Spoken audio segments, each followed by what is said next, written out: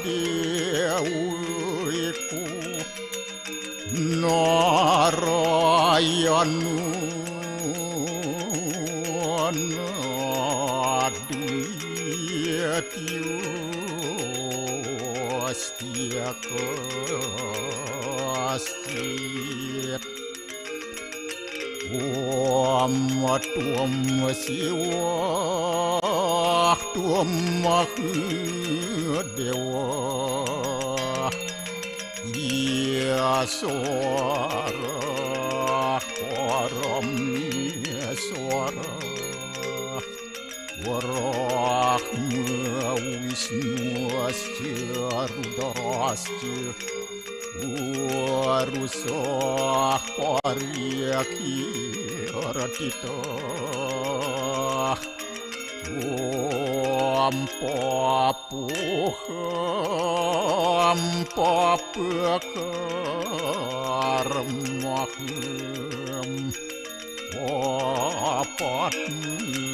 Apa Sambawa Rahimam Pundaria Kaksir Sabahia Biantara Suci Om Kesama Dewa Swaru Paranya kita angkara Mamuja Swaru Papidya Walaya Suasadi Siwa Om Kesantauya Kaiku dosa Kesantauya Wajiku Mamu Santauya Manasa dosa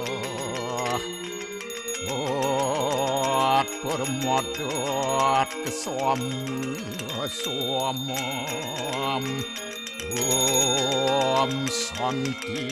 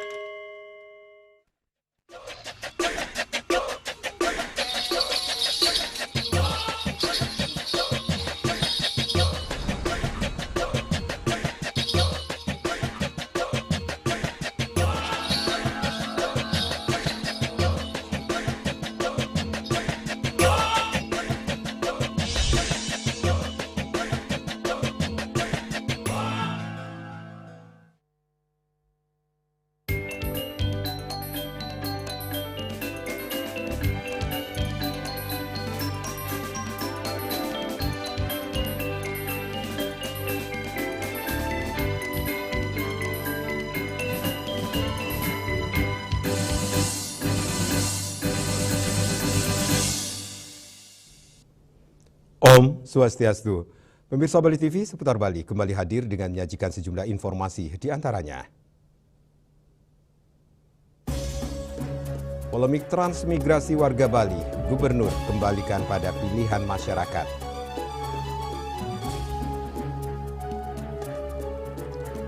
Pelaku wisata optimis, kunjungan wisatawan mancanegara ke Bali tembus 6,5 juta di tahun 2025.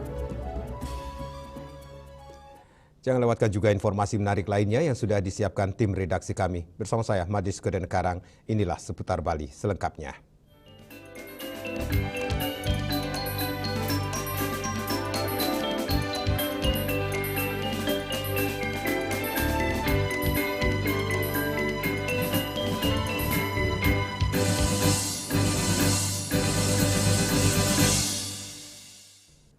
Pemirsa, terkait pernyataan Menteri Agraria dan Tata Ruang Kepala Badan Pertanahan Nasional Nusron Wahid yang meminta warga Bali untuk bertransmigrasi ke luar pulau menuai respon beragam.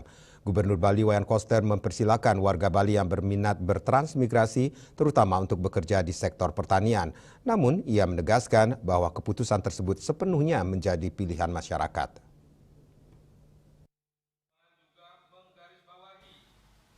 Lebih lanjut, Gubernur Bali Wayan Koster menjelaskan bahwa transmigrasi merupakan perpindahan penduduk dari wilayah padat ke daerah yang lebih sedikit penduduknya. Menurutnya, Bali memang tergolong padat, sementara sejumlah wilayah lain memiliki lahan yang dapat diolah. Untuk itu, Koster mempersilahkan warga Bali yang berminat bertransmigrasi, terutama untuk bekerja di sektor pertanian. Namun, ia menegaskan bahwa keputusan tersebut sepenuhnya menjadi pilihan masyarakat. Loh, kalau ini maksudnya Bali kan udah kelihatan padatnya. Nah, di daerah lain ada lahan yang luas. Dulu kan ada transmigrasi. Nah, dibuka ruang bagi yang mau transmigrasi, ada kesempatan memanfaatkan lahan yang ada. Apa kontradiksi dengan program Bapak yang sudah diperhatikan? Pernyataan Menteri Agraria dan Tata Ruang Kepala Badan Pertanahan Nasional Nusron Wahid sebelumnya ramai dibahas di media sosial. Sejumlah warganet mendukung wacana transmigrasi sebagai cara membuka lapangan pekerjaan baru.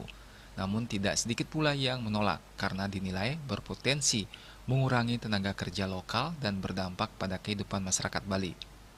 Nusron menyebut langkah itu sebagai upaya memanfaatkan berbagai lahan pertanian yang masih luas di sejumlah daerah. Polemik mengenai wacana transmigrasi ini diperkirakan masih akan berlanjut, sembari pemerintah menegaskan bahwa program tersebut bersifat sukarela dan terbuka bagi warga yang ingin memanfaatkan lahan di luar Bali. Winate, Bali TV. Dinas Koperasi Usaha Mikro Kecil dan Menengah Kota Denpasar menggelar Denpasar Co-op Creative Hub di Denpasar pada hari Rabu 3 Desember 2025. Kegiatan ini bertujuan untuk memotivasi munculnya kreativitas dan inovasi koperasi di Kota Denpasar.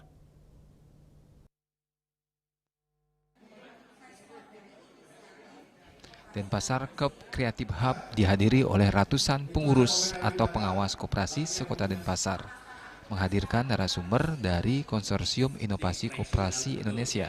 Kegiatan ini merupakan upaya untuk terus meningkatkan kualitas koperasi di Indonesia di era digital ini, sekaligus juga untuk meningkatkan motivasi dan memunculkan kreativitas serta inovasi koperasi, dan sebagai bentuk wadah atau ruang sebagai pusat pengembangan kreativitas koperasi di Kota Denpasar.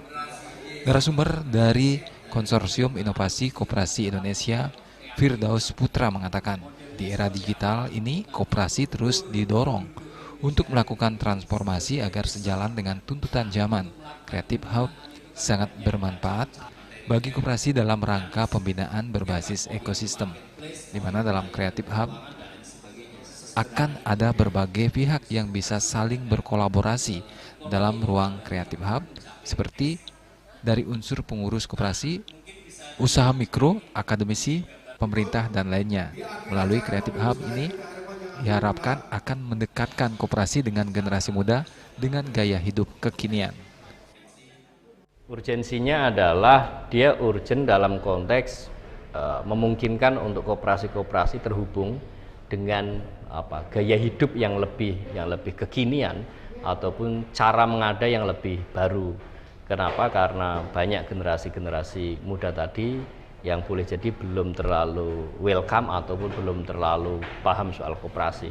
Nah, melalui simpul yang namanya Creative Hub tadi, bagaimana mereka mengenal koperasi dengan wajah yang lebih segar, mengenal koperasi dengan wajah yang lebih kreatif, itu di satu sisi bagi generasi muda. Di sisi yang lain bagi koperasi, karena dalam Creative Hub itu kan ada fasilitas ataupun layanan-layanan seperti inkubasi, kemudian seperti workshop yang secara umum kita sebut business development. Nah, itu koperasi juga akan memperoleh manfaat besar.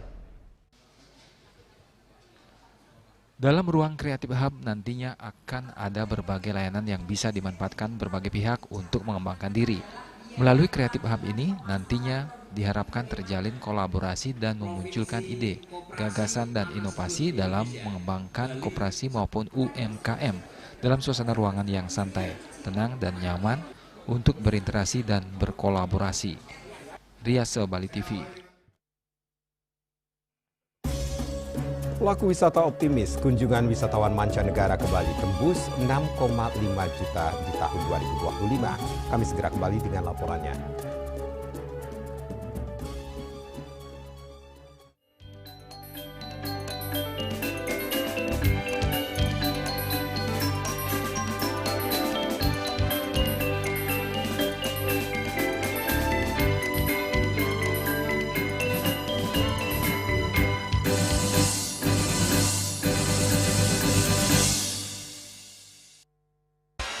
Kak Srido sekarang sibuk apa? Sabtu Minggu ada game. Serpet aduh. Luwak hitam baru dengan teknologi slow roasting bikin nyaman di lambung. Selamat kepada para pemenang undian Kopi Luwak. Terima kasih Kopi Luwak. Menangkan 50 juta atau nonton bareng sepak bola di Amerika. Untuk kalian yang belum menang, buruan kirim. Jangan sampai ketinggalan. Luwak hitam baru, nggak kemanisan, mantap.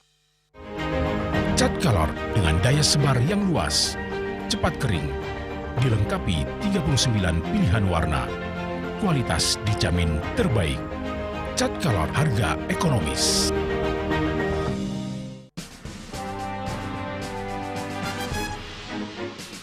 Di Nusa Penida, cuaca panas terik ini kini membuat sebagian besar wilayah Nusa Penida semakin kering dan tandus Rupiah. Herawati mengatakan kini telah dilakukan penyitaan 31 juta rupiah.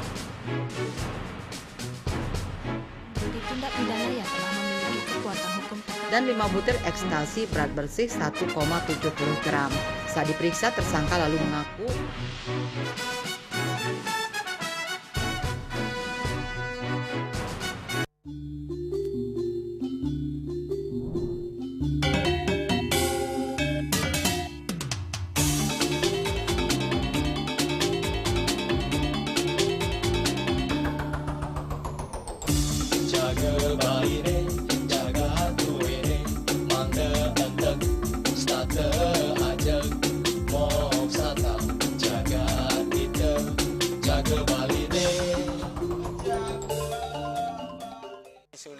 pemangku peseraman tetap mengusahakan pendidikan moral. Budi pekerti suko wibawo tan kewawo dening pejah gereha astro gereha setri ngeten ya. Aneka tua eka tua swalaksana batara. Jadi alam niki seiseneng jagat niki sami kesusup oleh Sang Hyang Widi. Siwa bumi, ring bumi niki wenten batara niki. Sakaraga ngai mecaru kan ngidupang pertiwi di Bali buana bumi mengurip niki.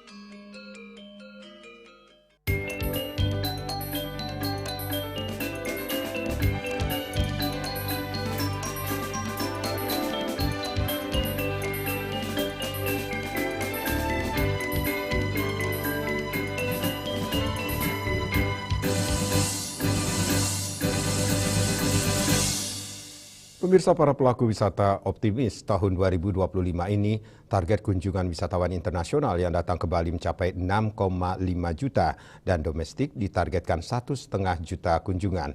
Selain itu, perkembangan pariwisata Bali juga dinilai menjadi penyangga perekonomian dan memberikan kontribusi terhadap perekonomian Bali hampir 66%.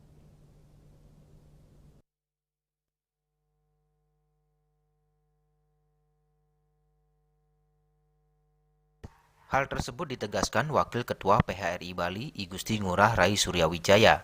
Bali dinilai sangat tergantung daripada sektor pariwisata dan selama ini telah memberikan kontribusi terhadap perekonomian hampir 66%.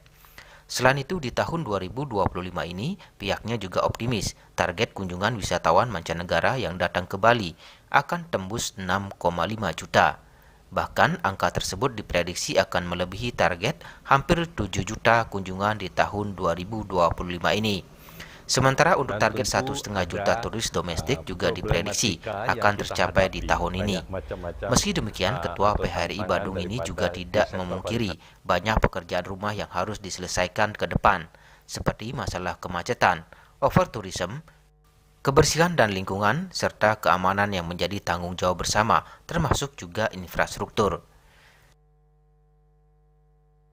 Nah, perkembangan ini sungguh sangat luar biasa dan tentu ada problematika yang kita hadapi, banyak macam-macam atau tantangan daripada di sektor pariwisata ini. Pertama itu adalah tentang kemacetan, kedua tentang overtourism, nah ketiga tentang kebersihan atau lingkungan, yang keempat adalah keamanan, yang ini harus kita jawab, dan juga termasuk infrastruktur yang kita harus jawab secara konkret langkah-langkah ini. Karena negara-negara lain ya sudah sangat maju sekali ya, seperti Vietnam ya, bisa menduduki termasuk the best tourism destination island ya. Jangan sampai kita tertinggal. Maka dari itu ada Bali sekarang turun jadi downgrade dia menjadi nomor 6. Dulunya nomor 1 pernah menjadi the best tourism destination island berturut-turut 2 kali, dan setelah itu nomor 3, dan jangan sampai sekarang melorot ke nomor 6. Ini kan kita harus berbenah mengevaluasi itu yang terjadi. Rai Suryawijaya juga berpendapat wacana tentang moratorium juga sudah sepantasnya mendapat dukungan berbagai pihak. Selain itu, penilaian Bali yang dianggap sudah overtourism dinilai keliru. Sebab selama ini kunjungan wisatawan lebih banyak terpusat di Bali Selatan, khususnya Badung. Padahal daerah lain di Bali juga banyak yang bisa dikembangkan seperti Karangasem, Singaraja, dan juga Kabupaten Negara. Yang terpenting saat ini adalah adanya infrastruktur yang memadai. Ari Wiratmaja, Bali TV. Cokorde Oke Arte Adane Sukawati atau yang akrab disapa Cok Aceh kembali dipercaya memimpin BPD PHRI Bali periode 2025-2030. Terpilihnya Cok Aceh pada Musda ke-15 menjadi catatan sejarah dengan memimpin PHRI Bali selama 4 periode atau total 20 tahun. Dalam sambutannya, Cok Aceh mengatakan Musda ke-15 ini tidak hanya menjadi agenda pemilihan ketua, tetapi juga dirangkai dengan seminar dan pameran exhibition kepariwisataan. Menurutnya, Musda menjadi momen penting untuk melakukan evaluasi menyeluruh terhadap kinerja internal PHRI sekaligus kondisi sektor pariwisata Bali. Dalam Musda kali ini, Cok Aceh kembali terpilih menjadi ketua PHRI Bali periode 2025-2030. Hal tersebut menjadi catatan sejarah dengan memimpin PHRI Bali selama 4 periode atau total 20 tahun. Selama masa kepemimpinannya banyak tantangan dan persoalan yang dihadapi mulai dari bom Bali hingga pandemi COVID-19. Ya, setiap periode pertama saya digigitkan dengan bom Bali 2 tahun 2005. Itu jadi ketua pada waktu itu ya, tentu Pak Yasir waktu itu bagaimana kita mengembalikan pada Bali, karena itu sudah kedua kali. Yang pertama 2002 itu masih di atas musibah, berikan perhatian dunia kepada Bali, pada respon dunia Asia kepada Bali. Tapi ketika kedua kalinya terjadi, itu mulai bertanya apa saya perintah pada waktu itu dengan Dewa Brata Gubernur Bali, saya ke Jepang untuk menjelaskan pada Jepang agar Bali tidak dikoloni. Nah, itu upaya-upaya periode kedua. Yang paling susah pada saya keempat ini ketika COVID-19. Ini pengalaman dia luar biasa, bagaimana 9 anggota yang sudah bergejolak, dan saya sadar mereka juga kesulitan untuk tidak memutus hubungan kerja dan lain sebagainya. Dan sementara 2 tahun berkulit. Bisa kemuasannya berarti periode kedua dan ketiga? Iya, 3 di kamar. Itu banyak event-event, didukung pemerintah pusat, anggarannya juga cukup bagus. Kita mengadakan promosi keluar dari BPD. Berarti pertama kali jadi ketua PHRI itu dari tahun 2005. Ya, pas Bali. Cok Aceh mengakui masih terdapat tantangan serius dalam internal organisasi. Dari sekitar 16.000 unit akomodasi yang beroperasi di Bali tercatat baru sekitar 370 yang menjadi anggota PHRI. Kondisi ini tentu menyulitkan ketika memberikan masukan kepada pemerintah. Data disampaikan bisa tidak valid, padahal data yang akurat sangat penting untuk melihat apakah Bali sudah mengalami kelebihan pasokan atau apakah pangsa pasar masih mencukupi. Sukma, Bali TV. Pariwisata Bali menghadapi berbagai tantangan, salah satunya dengan adanya akomodasi pariwisata ilegal di Bali. Dari 16.000 unit akomodasi yang beroperasi di Bali, tercatat baru sekitar 370-an lebih yang menjadi anggota PHRI. Hal tersebut berakibat pada ketidaklinieran antara tren peningkatan kunjungan wisatawan ke Bali dengan pendapatan asli daerah dan tingkat hunian hotel di Bali. Hal tersebut disampaikan Cokorda Oke Arta Ardana Sukawati dalam acara Musda ke-15 PHRI Bali tahun 2025. Pelaku pariwisata yang akrab disapa Cok Aceh mengatakan tantangan pariwisata Bali yakni maraknya nomini di Bali. Untuk itu pihaknya mendukung pemerintah Provinsi Bali dalam penyusunan peraturan daerah Perda Nomini untuk mengatasi persoalan tersebut. Dari 16.000 unit akomodasi yang beroperasi di Bali, tercatat baru sekitar 370-an yang menjadi anggota PHRI. Kondisi tersebut tentunya berimbas pada perekonomian Bali, serta ketidaklinieran antara tren peningkatan kunjungan wisatawan ke Bali dengan pendapatan asli daerah, serta tidak linier dengan tingkat hunian hotel di Bali. Ya, saya kira itu kan hal yang sangat tepat sekali, karena banyak memang di sana terselubung bisnis-bisnis ilegal di Bali. Jadi saya menyambut baik dari PHRI Bali itu menyambut baik sekali, karena sebagaimana saya laporkan tadi, itu puluhan ribu usaha akomodasi di Bali. Sedangkan terdaftar di PHRI hanya sekitar 373 atau 38 yang terdaftar sekarang. Jadi sangat sulit bagi pemerintah untuk proyeksi ke depan apa yang boleh, apa yang tidak boleh, pasar apa yang masih kita perlu buka, apa yang tidak bisa. Kalau data ini tidak ada, tidak bisa kita berpikir. Secara ekonomi juga merugikan. Sangat merugikan. Biarlah sampaikan tadi, tren peningkatan kunjungan wisatawan tidak linear dengan pendapatan asli daerah Bali yang diterima dari PHRI. Tidak. Dalam kesempatan tersebut, Gubernur Bali Wayan Koster menekankan akomodasi pariwisata ilegal tersebut berupa rumah pribadi, villa pribadi yang disewa wisatawan dengan harga murah karena tidak membayar pajak. Hal tersebut tentunya merugikan Bali, terutama keberadaan hotel-hotel yang beroperasi secara legal dan berizin. Selain nomini, Airbnb maupun online travel agent OTA juga berpengaruh pada tingkat hunian hotel di Bali. Untuk itu pihaknya sudah mengantongi data Airbnb dan di tahun 2026 pihaknya akan mengajukan Airbnb untuk di-stop. Ada rumah, ada villa pribadi disewa oleh orang asing dengan harga yang sangat murah karena dia nggak bayar pajak. Kan kasihan hotelnya yang berizin, bayar pajak, berhadapan dengan penginapan yang tidak bayar ilegal, pajak. tidak bayar pajak. Daftar pendataan apa sudah berjalan? Ya, pendataan. Sudah ada datanya. Berarti Airbnb akan di-stop ya Pak ya? Ya? Airbnb akan di-stop Pak? Iya, akan diajukan untuk di-stop. Termasuk OTA yang lain? Ya. Di sisi lain persoalan regulasi tata ruang, kepastian hukum bagi pelaku usaha, persaingan global antar destinasi serta ancaman bencana alam dan perubahan iklim turut mempengaruhi kunjungan wisatawan ke Bali. Sukma, Bali TV. Kami akan segera kembali dengan informasi sinkronisasi perizinan OSS dan kesiapan daerah di Bali.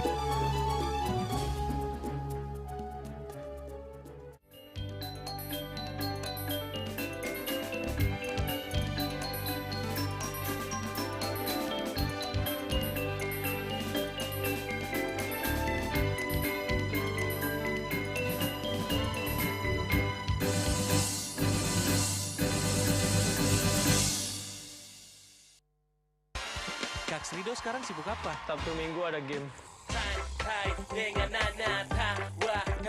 Serpet aduh. Luak hitam baru dengan teknologi slow roasting bikin nyaman di lambung. Selamat kepada para pemenang undian Kopi Luwak. Terima kasih Kopi Luwak. Menangkan 50 juta atau nonton bareng sepak bola di Amerika. Untuk kalian yang belum menang, buruan kirim. Jangan sampai ketinggalan. Luwak hitam baru, nggak kemanisan, mantap. Hamco, cat kayu dan besi. Puniki kemarjang disampun aneka alit nekili.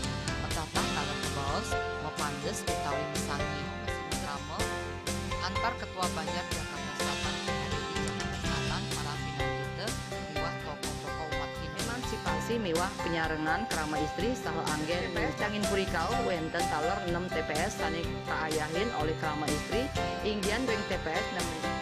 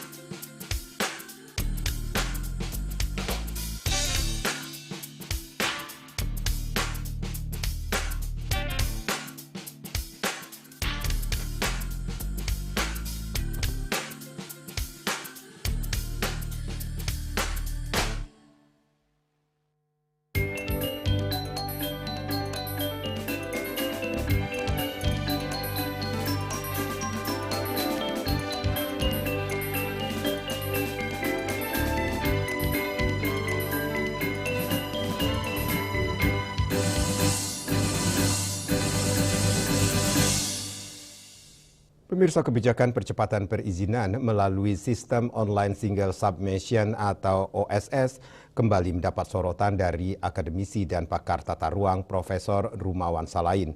Dalam penjelasannya, ia menegaskan bahwa mekanisme pelimpahan kewenangan dari daerah ke pusat harus dibarengi dengan kesiapan pemerintah daerah agar tidak menimbulkan tumpang tindih kewenangan maupun penyimpangan dalam pemanfaatan ruang.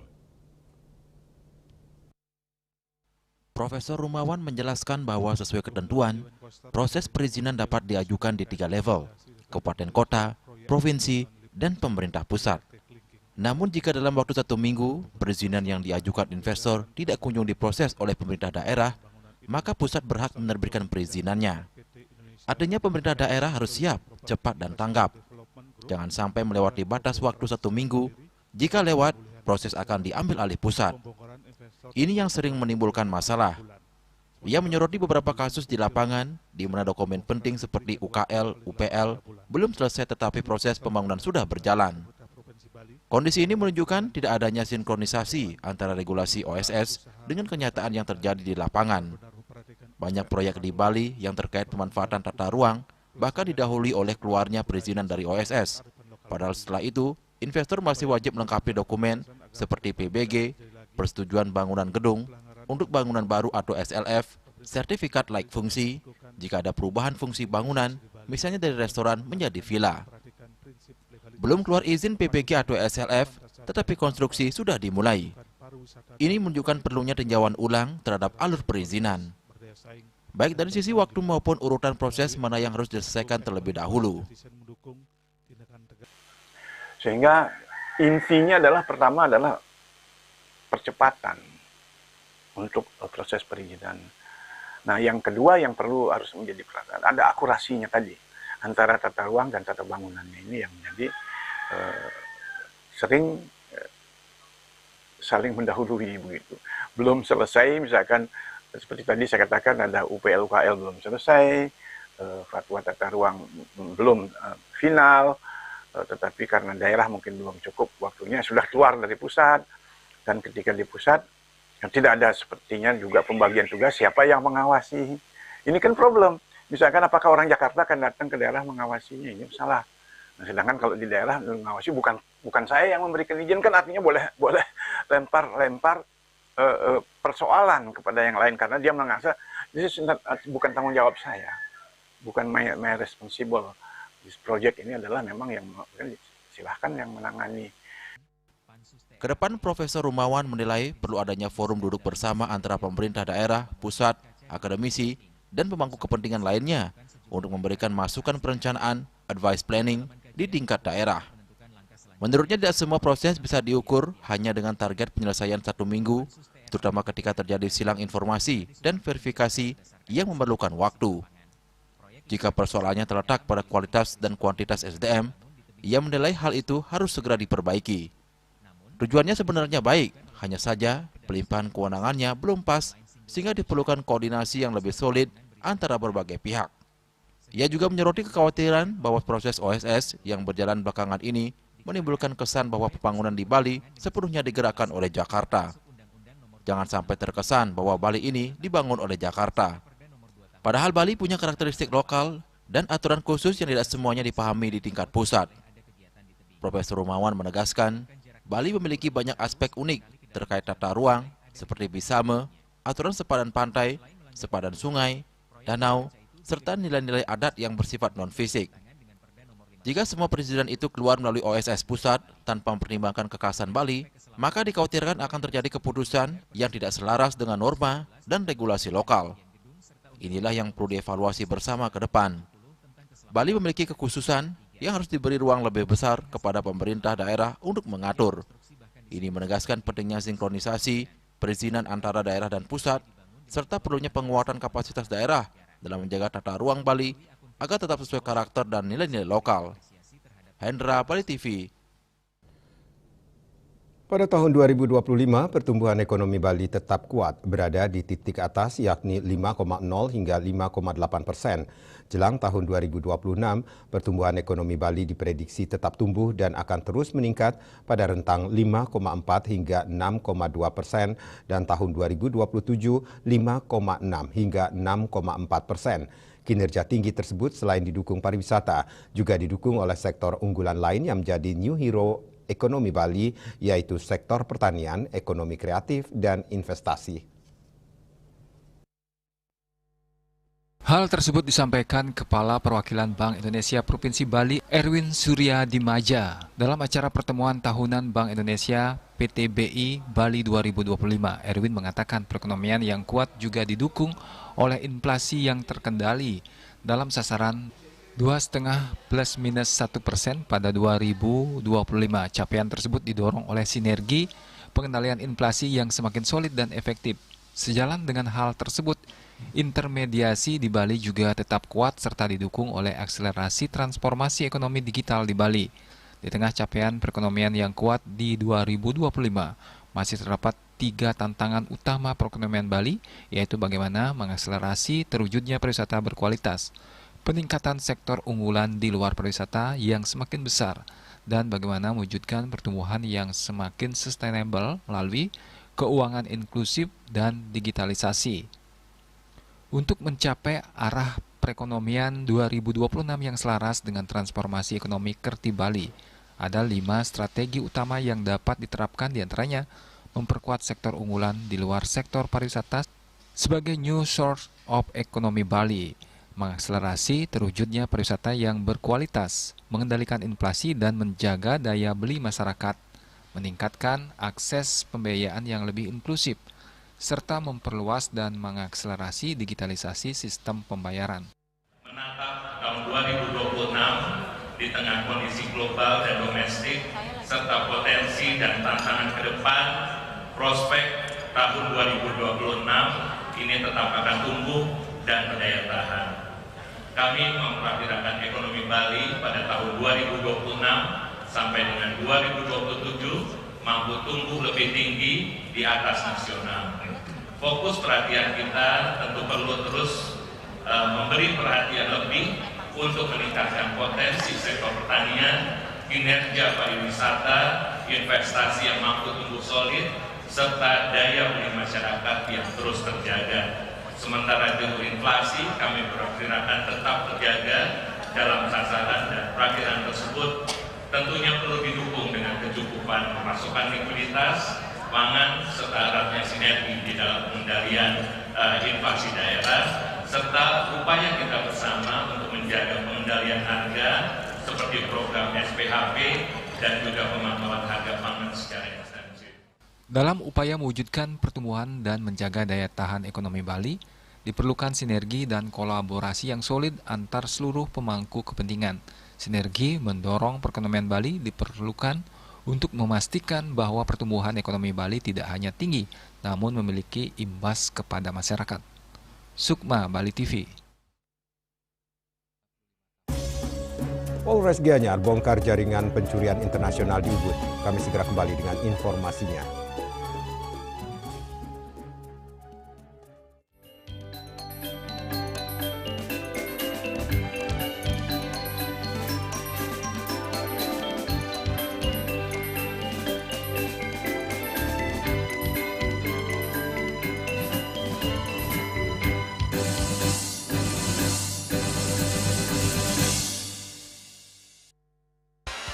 Kak Srido sekarang sibuk apa? Sabtu Minggu ada game.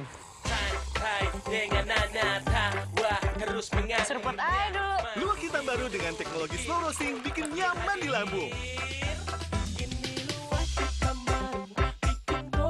Selamat kepada para pemenang undian Kopi Luwak. Terima kasih Kopi Luwak. Menangkan 50 juta atau nonton bareng sepak bola di Amerika. Untuk kalian yang belum menang, buruan kirim.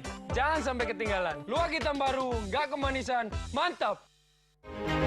Cat color dengan daya sebar yang luas, cepat kering, dilengkapi 39 pilihan warna. Kualitas dijamin terbaik. Cat color harga ekonomis.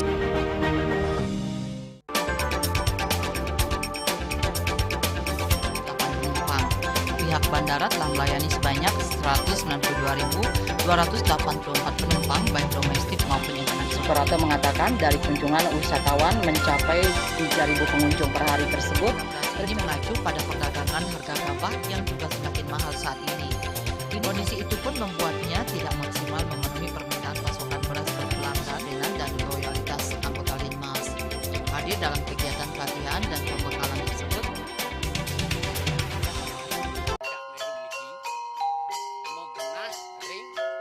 selanjutnya tahun 1639 atau tahun 1707 akan di pura ini dapat dikelompokkan Ratu Penatih, penyungsung sejebak jagat pejen. Pengempon Sijen selaku pengalian pengempon jumlah warga serta memohon taksu bagi mereka para penekun spiritual atau balian di Bali.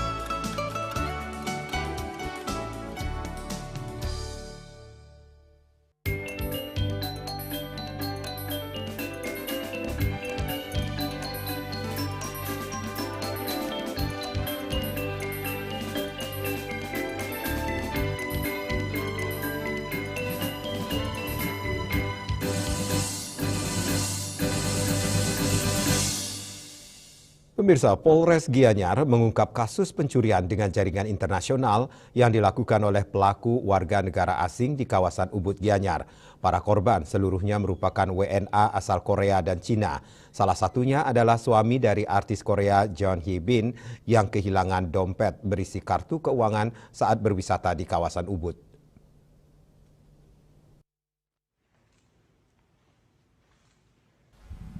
Petugas berhasil menangkap 10 pelaku terdiri dari 4 WNI dan 6 WNA dengan peran berbeda-beda. Penyedia mesin edisi WNI inisial PT 44 tahun, IKPS 51 tahun, HL 49 tahun, dan JW 44 tahun. Sementara perantara mesin edisi WNA China, TW Hua 60 tahun, dan JWW 57 tahun, dan pelaku pencurian WNA Mongolia MK 38 tahun.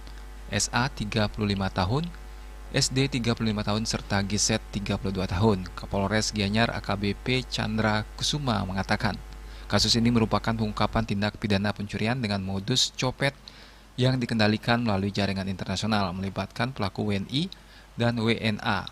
Korban merupakan 5 WNA, para korban seluruhnya merupakan WNA asal Korea dan China. Salah satunya adalah suami dari artis Korea Jeon Hye Bin yang kehilangan dompet berisi kartu keuangan saat berwisata di kawasan Ubud. Para korban baru mengetahui pencurian tersebut setelah menerima notifikasi di telepon genggam terkait adanya transaksi digital mencurigakan ke sejumlah merchant di luar negeri seperti Portman Heulier, Kampala UG, Chevrolet Motor Kampala UG, Laptop Nguyen Dek 02 serta merchant Bayu Mobilindo. Aksi para pelaku terjadi di beberapa lokasi wisata dan pusat keramaian yakni sekitar Puri Ubud, Toko Umah Herboris, Pasar Tematik Ubud, Jalan Raya Ubud, dan kawasan Monkey Forest Ubud. Para pelaku beraksi dengan cara mengambil dompet korban dari dalam tas tanpa disadari. Selanjutnya, kartu bank korban digunakan untuk melakukan transaksi digital melalui mesin edisi ilegal yang dipersiapkan oleh pelaku jaringan Indonesia. Untuk pelaku, dapat kami sampaikan ada 10 orang, 4 orang warga negara Indonesia dan 6 orang warga negara asing. Modusnya adalah melakukan pencurian pada tas ataupun pada selempang yang dibawa oleh korban. Tasnya tersebut dibuka, diambil dompetnya, kemudian kartu kreditnya diambil. Di situ kartu kredit tersebut digesek di mesin edisi dan dikirimkan ke rekening di luar negeri yang kami lacak mungkin di Uganda. Barang bukti yang diamankan polisi meliputi pakaian yang digunakan pelaku saat beraksi, tas lempang 1 buah, 9 unit handphone berbagai merek, 4 unit mesin edisi berbagai akun, dan kartu ATM BRI warna hitam. Para pelaku dijerat pasal 363 KUHP, pasal 362 KUHP Junto, pasal 53 KUHP Junto, pasal 56 KUHP, atau pasal 480 KUHP dengan ancaman pidana maksimal 7 tahun penjara. Rai Suwantara, Bali TV. Polsek Kuta meringkus 2 pelaku jambret yang kerap menyasar wisatawan asing di wilayah Kuta. Setiap kali beraksi, pelaku menggunakan jaket ojol untuk menyamarkan diri.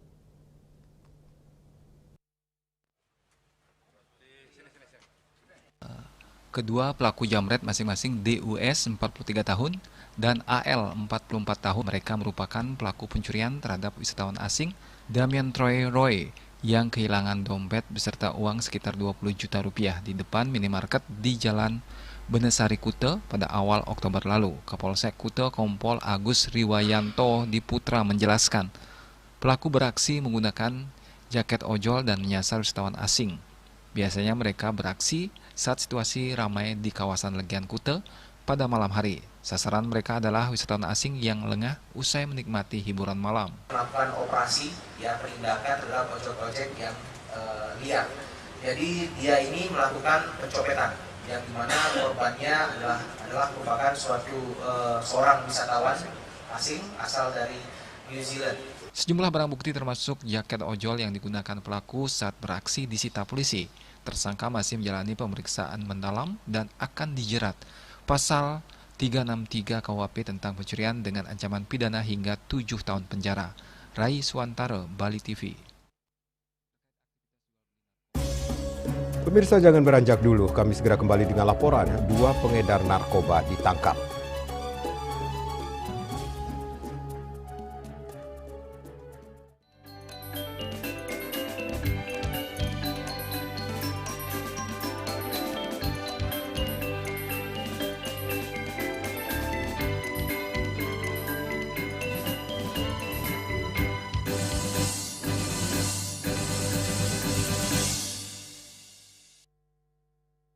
Tren hidup sehat masyarakat Kota Denpasar semakin populer. Gaya hidup sehat perlu dijaga secara konsisten untuk menjaga kebugaran tubuh. Pemeriksaan rutin juga perlu dilakukan agar kesehatan semakin terjaga.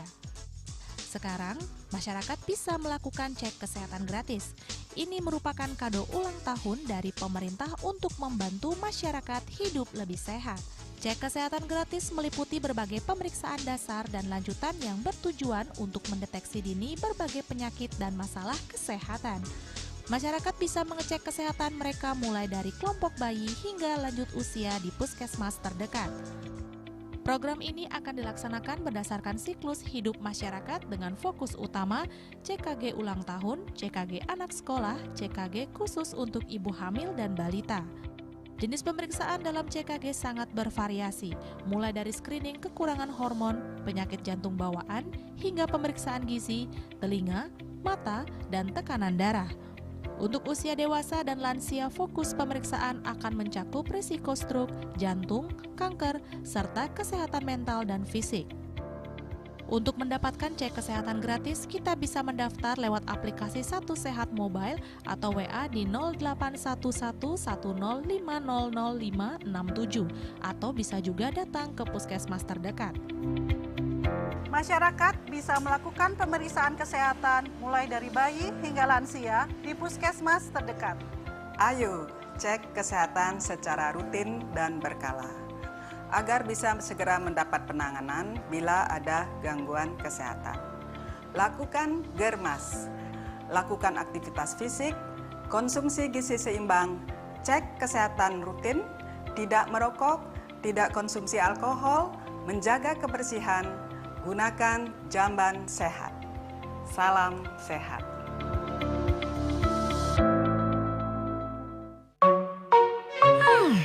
Masak?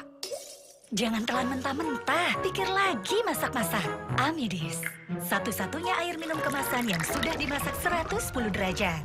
Murni dan sudah dimasak. Amidis. This indicates that Bali has recovered after the COVID-19 pandemic and has become the main destination for world tourists.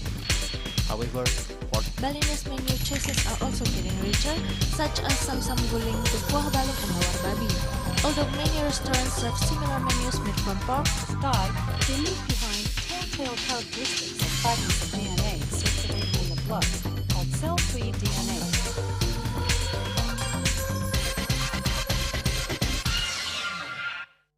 Ngepat juga. Ya. Empat. Tumpang alit-alit lagi papat. Ngangen sampian usung metulang lindung wasani dengan Bombayu Sonora Capital Pop. Langsung personelipun 108 yang dipergunakan pada saat orang yang kena musibah di jalan, kita memanggil. Informasi seputaran aktivitas dan juga prestasi muda-mudi di Pulau Dewata.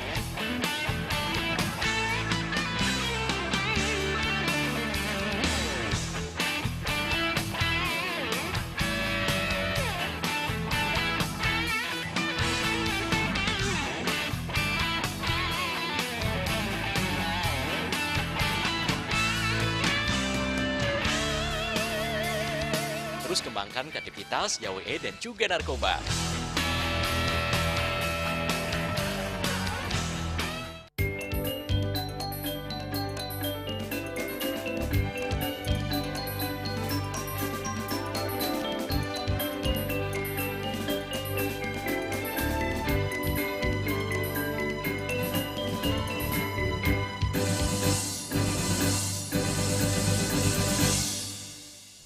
Pemirsa, jajaran Satres Narkoba Polresta Denpasar berhasil menangkap 2 tersangka pengedar narkoba jenis sabu.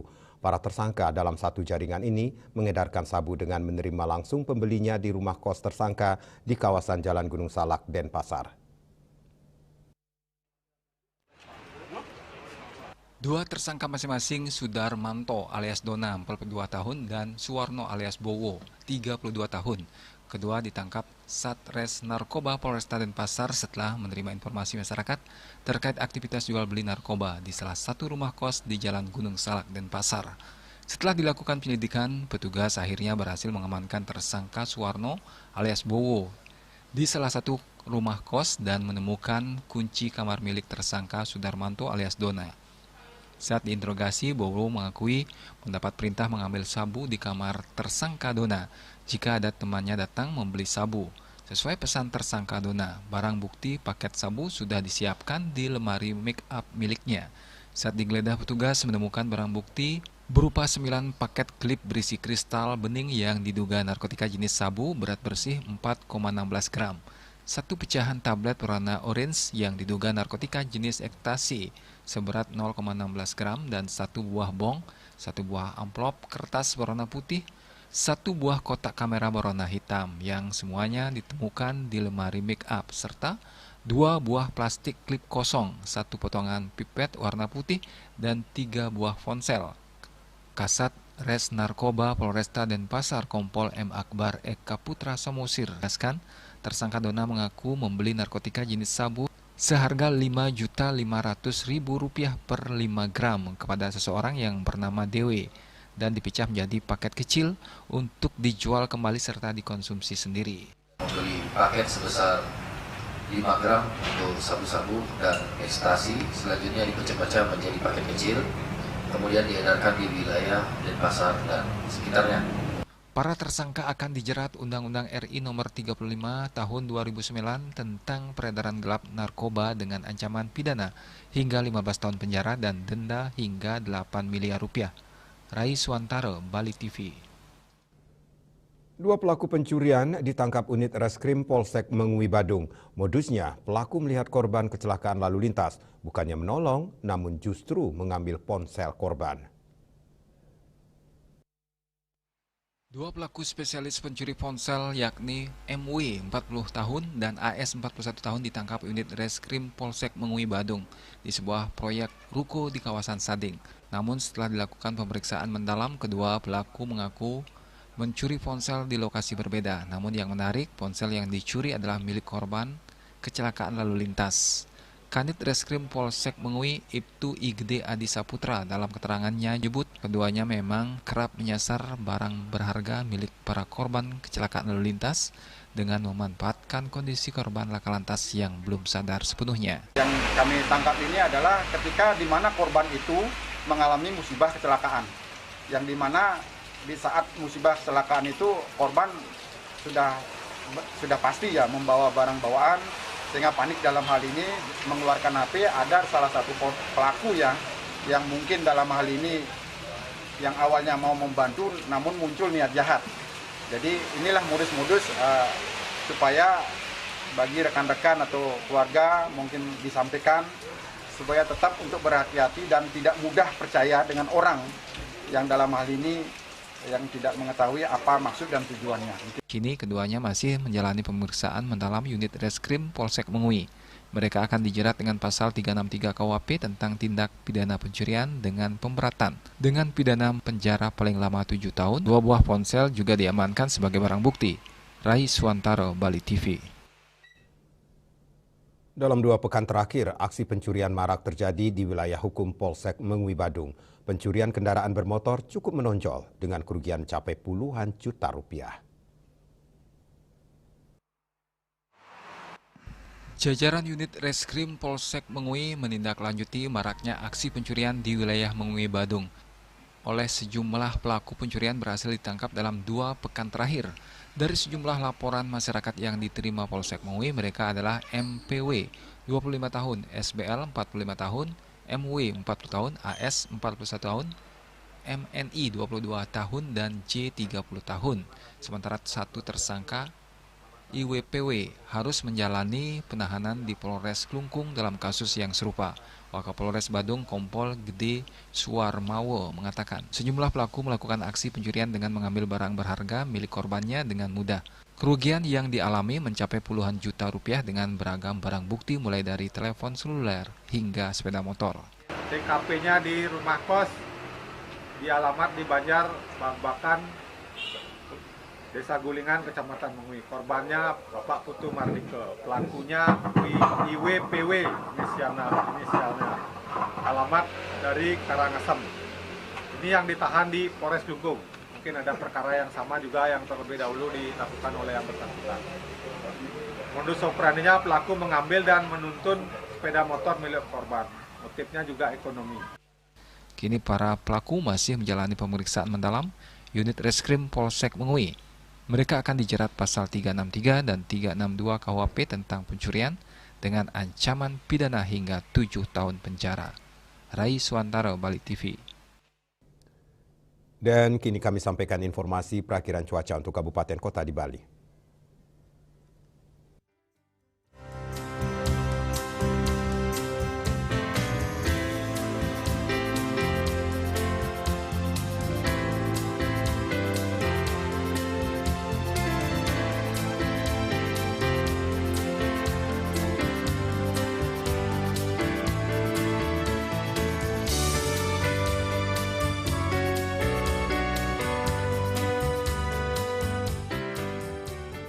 Seputar Bali bersama Minyak Kapun Ganapati, Usada Bali Keluarga Sehat. Update terus informasi Anda dengan subscribe dan like YouTube channel Bali TV @newsbali.tv.